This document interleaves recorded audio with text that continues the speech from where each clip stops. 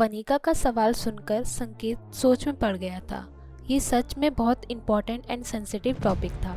वरुण के लिए सच जानना जरूरी था, क्योंकि हमेशा के लिए उससे ये बात छिपाई नहीं जा सकती थी। वहीं उसकी बहन वरुण के लिए क्या फील करती थी, ये बात भी संकेत अच्छी तरह जानता था, लेकिन अभी के लिए इस टॉपिक को इग्नोर करना ही ठीक समझा। संकेत ने वनिका से कहा, इसका कोई ना कोई सलूशन होगा ही, तुम ज़्यादा मत सोचो। वरुण के पेरेंट्स जानते हैं उन्हें क्या करना है। वनिका ने हाँ में सिर हिलाया। वो वहाँ से उठकर बाहर चली गई, खुद को काम में बिजी कर लिया। शाम के समय संकेत और वनिका जब घर पहुंचे तो उन्हें कुछ अनइनवाइटेड गेस्ट अपना इंतजार करते दिखे। ये कोई और नहीं बल्कि संजय और आशा थे। संकेत ने कंफ्यूजन में पूछा, आप लोग यहाँ? डोंट टेल मी आपने एक नया केस फाइल किया है हमारे खिलाफ। संजय ने जवाब दिया, ऐसी कोई बात नहीं है, हम किसी और सिलसिले में यहाँ आए हैं।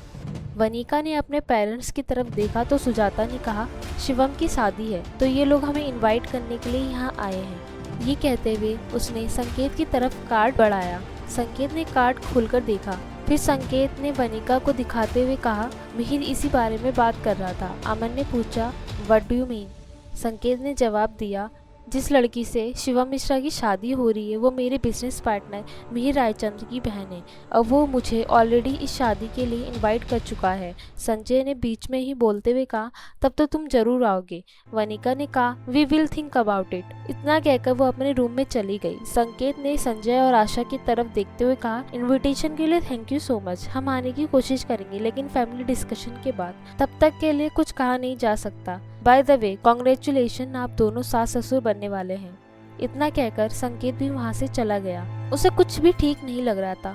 वो सीधे वनिका के रूम में गया, जहाँ वनिका भी किसी सोच में डूबी थी। संकेत ने दरवाजा लॉक करते हुए उससे पूछा, क्या सोच रही हो?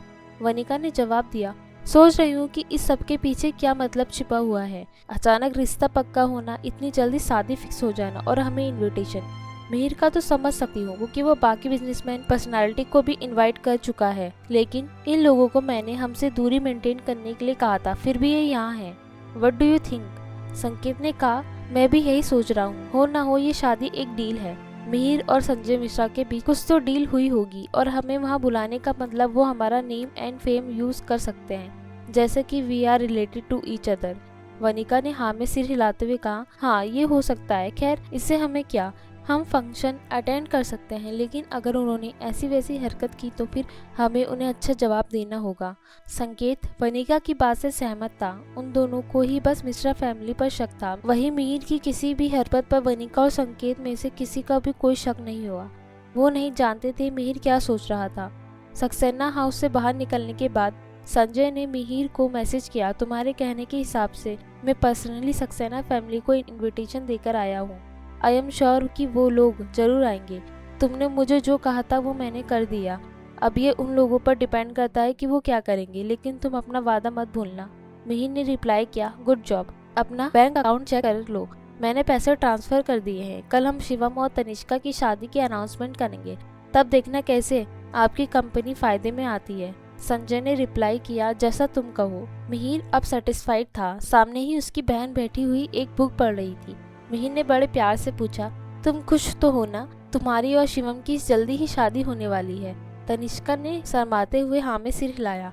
मिहिर ने उसे छेड़ते हुए कहा, ओह तो देखो कोई ब्लश कर रहा है, ये मेरी बहन है या किसी और की? तनिष्का ने चिढ़ते हुए कहा, स्टॉप इट भाई, आप जब देखो मुझे बस ऐसे ही तंग करते रहते हो। मिहिर ने हंसते हुए कहा, अब तुम्हें नहीं तो किसे तंग करूंगा। खैर छोड़ो ये सब और कल की तैयारी करो। कल मैं तुम्हारी और शिवम की शादी का अनाउंसमेंट करने वाला हूँ, इसलिए तुम अभी शिवम से बात कर लो। तनिष्का ने ओके कहा और बहुत एक्साइटेड होकर वहाँ से चली गई। जितना शातिर मिहिर था उतनी ही स्वीट और इनोसेंट तनिष्का थी। जब उसने मिहिर को बताया कि उसे शिवम पसंद है तो मिहिर को एक मौका मिला अर्पिता को अप्रोच करने का। बेचारी तनिष्का ये नहीं जानती थी कि ये शादी नहीं एक सौदा ही था, जहाँ उसकी तरफ से तो फीलिंग थी, लेकिन शिवम क्या फील करता था ये कोई नहीं जानता था। तनिष्का को बाहर जाते देख मिहिर ने मन ही मन कहा, सॉरी बेबी सिस्टर, मैंने तुम्हारी फीलिंग का फ़ायदा उठाया। मैं नहीं जानता शिवम तुम्हें प्यार कर पाएगा या नहीं, लेकिन मुझे भी तो वो लड़की अपनी ज़िंदगी में चाहिए जो मुझे पसंद है। But I will make sure कि शिवम तुम्हें अच्छे से ट्रीट करे। बाकी वनिका को खुद से बांधने के लिए मैंने काफ़ी कुछ प्लानिंग की है। शादी वाले दिन असली धमाका होगा। Vanika darling, you will be mine. Just wait for some time. कुछ दिन बाद शाम के समय वनिका ऑफिस से घर पहुंची। उसने देखा वरुण के घर के अंदर हंसने की आवाजें आ रही थी। ये सुनकर वनिका ने संकेत से पूछा, अंकल आंटी तो यहाँ नहीं थे, वो वापस आ गए हैं क्या? संकेत ने जवाब दिया, हाँ शायद, उनके अलावा और कौन हो सकता है? वनिका ने हाँ में सिर हिलाते हुए कहा, सही कहा, मैं कल उनसे मिलने जाऊंगी, आज वैसे भी काफी लेट हो गया है। संकेत ने हाँ में सिर हिलाया। वो दोनों अपने अपने रूम में जाकर आराम करने लगे। रात को भी सभी साथ में डिनर कर रहे थे। तभी सुजाता ने कहा, आज वरुण वापस आ गया है। संकेत और वनिका ने साथ में पूछा, सच में? सुजाता ने जवाब दिया, हाँ, लेकिन तुम अभी उससे नहीं मिल सकती। वनिका ने पूछा, क्यों माँ? सुजाता ने जवाब दिया, क्योंकि डॉक्टर ने ऐसा कहा है, सिर्फ उसकी फैमिली ही उसके साथ रहनी चाहिए और मैं चाहती हूँ तुम दोनों भी उसे प्राइवेसी दो। वनिका को इसके पीछे कोई लॉजिक नजर नहीं आया, पर फिर भी उसने अपनी माँ की बात मान ली। पता नहीं क्यों अभी वो खुद वरुण से मिलने को तैयार नहीं थी। सबने शांति से डिनर किया और अपने अपने रूम में आ गए। दूसरी तरफ वरुण भी आज काफी समय बाद अपनी पूरी फैमिली के साथ अपने घर में बैठकर डिनर कर रहा था। कुछ दिन पहले उसके पेरेंट्स उसे लेने रिहैबिलिटेशन सेंटर आ गए थे। वहाँ कुछ इम्पोर्टेंट बातों प्रोसीजर्स के बाद फाइनली आज पूरा परिवार साथ था। लेकिन यहाँ एक ट्विस्ट आ गया था और वो ये था कि वरुण को वनिका की असली पहचान पता चल गई थी। अब उसे समझ नहीं आ रहा था कि क्या किया जाए। डॉक्टर ने वनिका को वरुण से दूर ही रहने को कहा था ताकि बाय एनी चांस वरुण के दिमाग पर गलत असर ना पड़े। यही कारण था सुजाता ने वनिका को पूरी बात नहीं बताई। डिनर के बाद वरुण ने पूजा से कहा, माँ, मैं अब भव्य के साथ रूम शेयर नहीं करूँगा, मुझे ऊपर वाले फ्लोर पर अपने रूम में रहना है। पूजा ने पूछा, लेकिन क्यों? हम अभी रिस्क नहीं ले सकते बेटा। वरुण ने कहा, माँ, आई एम टोटली फाइन, अब तो मैं एकदम फिट एंड फाइन हूँ, तो कोई दिक्कत की बात नहीं है। मेरे कारण अभी तक भव्या को काफ़ी प्रॉब्लम हुई होगी, लेकिन तब मजबूरी थी, अब सब ठीक है। उसकी पर्सनल स्पेस में दखल देना अच्छी बात नहीं है।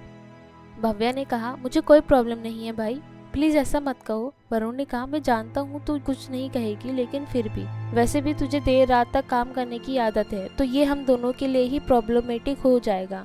मैं हमारी ही सुविधा के लिए कह रहा हूँ। प्रकाश ने कहा, ओके फाइन, तुम अपने रूम में जा सकते हो। मुझे पता था ऐसा ही कुछ होगा, इसलिए मैंने वो रूम साफ करवाया हुआ है। ये तुम्हारी थेरेपी में ही हेल्प कर सकता है और घर के सर्वेंट भी बिना किसी दिक्कत के अपना काम कर पाएंगे।